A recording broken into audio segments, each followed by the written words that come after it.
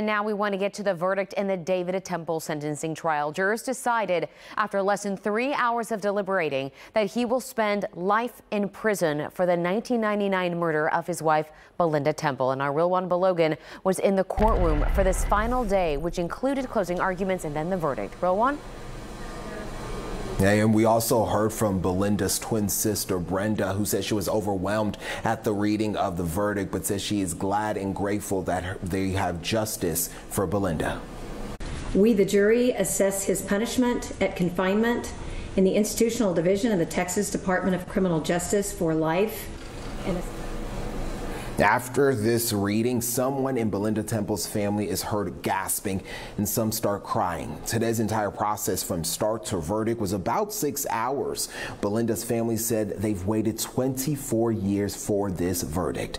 Belinda Temple was 8 months pregnant when she was murdered in her Katy home in January of 1999. David Temple was convicted of the murder in 2007 and sentenced to life, but it was overturned because his legal team successfully argued the original prosecutors in the case withheld evidence. Now, during the state's closing arguments, they kept saying David had not taken responsibility. And at the reading of the verdict, the attorneys say they were happy.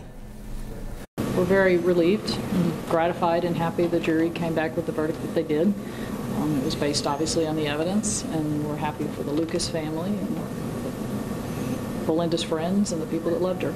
As I said, at least one of the jurors spoke for several of them, saying that the lack of remorse, the lack of acceptance of responsibility was important to them. Now, in 17 years, David Temple is eligible for parole. Belinda's family tells me they plan on being at every hearing to make sure he remains in prison. Reporting live, Real One Belogan, KPRC 2 News.